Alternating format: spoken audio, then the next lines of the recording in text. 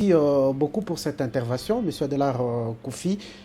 L'union sacrée, pour votre co-débatteur, ne constitue pas un blocage, mais c'est une mutation. Est-ce pour vous, l'union sacrée constitue un blocage aujourd'hui pour l'avancement de toutes les institutions du pays, d'abord ou premièrement le bureau définitif de l'Assemblée nationale? À moins que M. Cab le dise ici, je l'ai suivi dans son argumentaire, mettre l'accent sur, je ne sais pas moi, il est en train en quelque sorte de dédouaner un peu le chef de l'État, que moi je suis en train d'enfoncer davantage.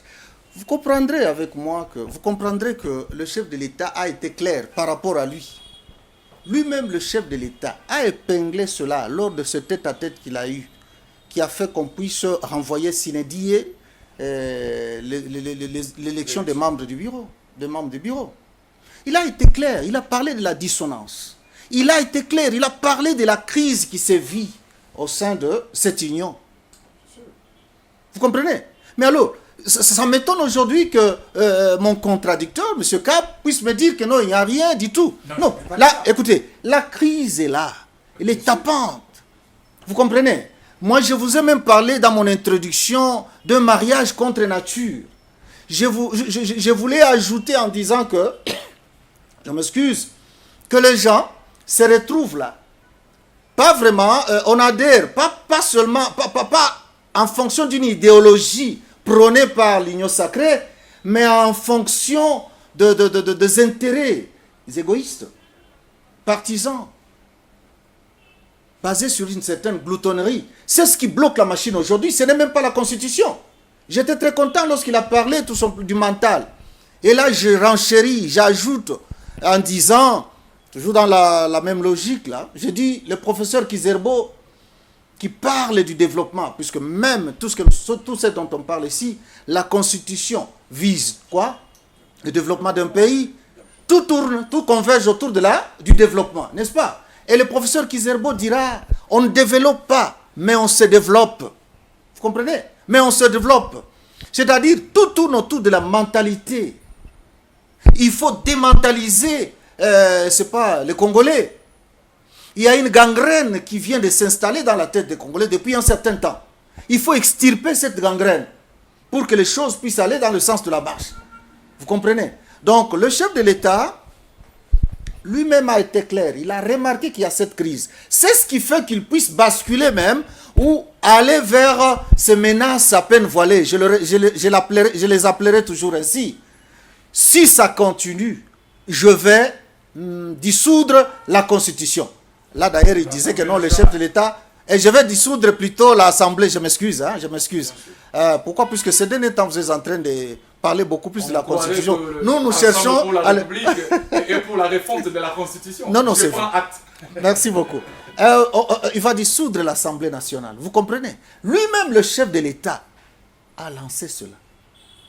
Alors que, à entendre parler mon contradicteur, il est en train de le dédouaner, croyant que le chef de l'État ne voulait pas vraiment en arriver. Le chef de l'État n'a pas parlé en tant que, suivant les prérogatives qui lui sont reconnues par la loi. Non! Il ne faut pas établir le distinguo entre les deux.